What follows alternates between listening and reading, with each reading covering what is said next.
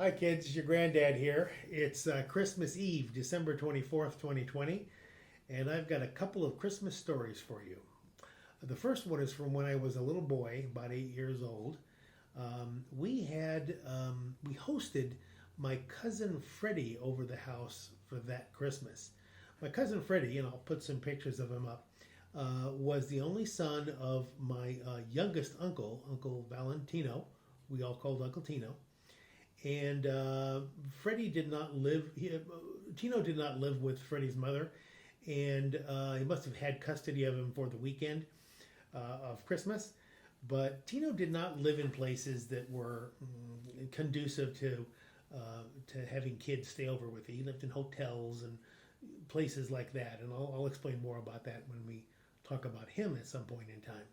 At any rate, our house was a much better place to stay, so he brought Freddie to us, and he shared our Christmas celebrations with us that year, along with Tino. Of course, he joined us as well.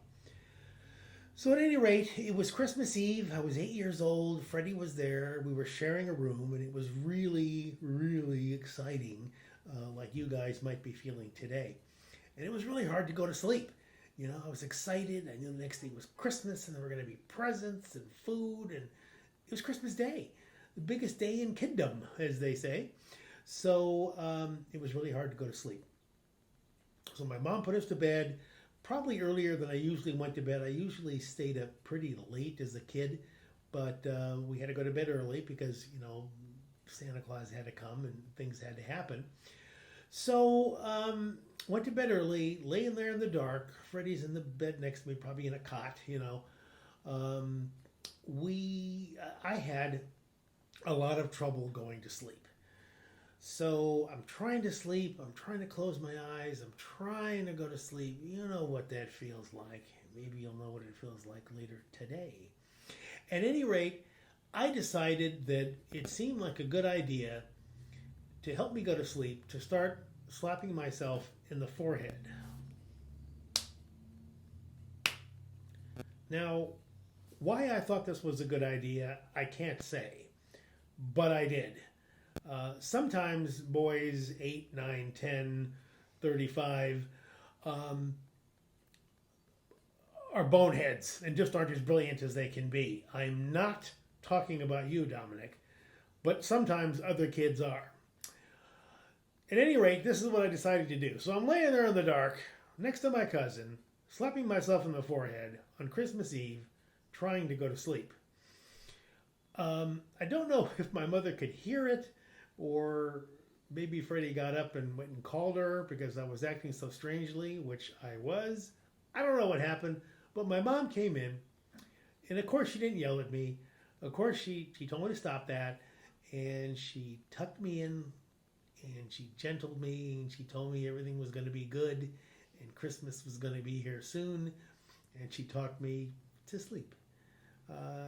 That is one of my precious, precious Christmas memories, being talked to sleep on Christmas Eve by my mother after she tucked me in, after I couldn't go to sleep, and after I decided to help myself going to sleep by slapping myself in the forehead. I don't recommend that you give this a try because it doesn't work. Woke up the next morning, we had a wonderful Christmas, and that was the story of that Christmas. So hopefully that's an interesting and amusing story for you. The next story is one as an adult.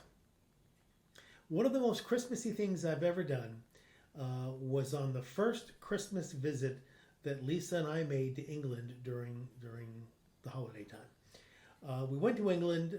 We stayed with Lisa's mother, as we always do, and she lives in the village of Stannington, which is on the outskirts of the city of Sheffield in the north of England. So one evening, we decided to do something Lisa had said she used to do when she was a little kid. We packed ourselves up, got ourselves all dressed, and went for a walk at night. And it's cold there, okay? I mean, it doesn't snow because it's too cold to snow. It was really cold. So we went for a walk, and we walked to the local pub. The pub is like it's kind of hard to describe. It's like a bar, but not exactly. It's also like a bar inside of somebody's house. It looks like somebody's house. It's got little tables, chairs, curtains. There's usually a place to get food there. There might be connected to a restaurant, or they might just serve food. Um, then there's a saloon part of it that has, you know, bar stools and all that sort of thing. Kids are welcome. And what it is people go there to socialize. There's a pub on every corner, and instead of socializing in your house, and English houses are quite small, you tend to meet people and friends at the pub, and they have games. You can play games. They have game nights. You can watch television. You can just sit there and talk and have a drink. It's a lovely, lovely, lovely thing to do in the UK. So around Christmas time, what a lot of the pubs do, particularly in that area, is they will host the local brass band. The town, the village of Stannington has the Stannington Brass Band. It's a volunteer brass band. By the way, in her youth, Lisa was a member of the Stannington Brass Band. She was third trombonist. That's another story. At any rate, they'll host the local brass band, and everybody will go to the pub that night and sing Christmas carols. So that's what we did. We walked to the local pub. We went inside. It's a lovely looking place, a lovely experience. The place is packed from, you know, roof to floor, side to side, packed with people. You get handed a little pamphlet when you walk in, and that's the Christmas carols that you're going to sing for that evening. There's a Christmas carol on each page, and they're all numbered so they can see, okay, we're going to sing number 46 next, and all the words are there, which is helpful because as an American, the Christmas carols in England are different from the Christmas carols we have in America. So was unexpected, but you got the words, so it's okay. So you go there and you get yourself a beer and you find yourself a seat. You squeeze into a seat, and the place is filled with families. It's filled with old people. There's old men sitting there on their stools that they've been sitting on since the place was built in 1803. There's a dog. There's dogs in the place. The animal pets are welcome and allowed. It's just a lovely, lovely environment. Well, this local pub was called the Robin Hood, and the reason it's called the Robin Hood is because the village that Lisa's mom lives in overlooks the Loxley Valley. Loxley, like in Robin of.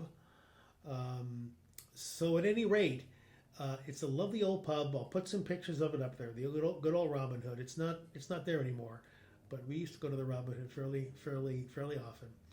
We got there. The band is getting ready to play. There's a guy that leads the Christmas carols. He decides what carol we're going to play next. Everybody's got a drink. Everybody's had plenty to drink. The guy leading the songs is frequently singing into his glass as he's having a drink and singing. It is a wonderful Christmassy experience, and when you're a little bit older, we'll take you there for Christmas. When you're a bit older and all this is over, we'll take you there for Christmas and you can experience it. At any rate, we got lucky and found actual video of the Stannington Brass Band with the leader I'm talking about, the guy that I'm mentioning in this story, leading carols. And I'm going to find a way to either attach that video to this video if I can, insert it as part of the video at the end, or if I can't do that, I'll send it to you separately so you can take a look at it. I've got to tell you, when you see it, I think you'll see that it is one of the most Christmassy things you can do as an adult, and it was a wonderful, wonderful experience. So there's a couple of stories for you about Christmas. I'll try to come up with a couple more for tomorrow. I'm sure that'll be easy for me to do. We miss you, we love you, and we hope you have a Merry Christmas. Talk to you later. Bye-bye.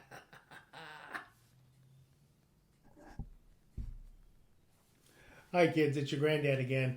I wish to clarify that the video I'm going to attach to this video that has the Stannington Brass Band playing and the people singing, That is not actually, or that was not actually taken at the Robin Hood. That was taken in 2010 at the Hollybush, which is another local pub right there in the area that you can walk to as well. Where, by the way, Lisa thinks we were once served a crap meal, but I think she's wrong. I'm pretty sure that was the Peacock. At any rate, I just wanted to clarify that that is not the actual Robin Hood, unfortunately. But it's the same brand, the same leader, and I think Lisa even knows a couple of people that are in the picture. So anyway, there you go. Talk to you later. Merry Christmas.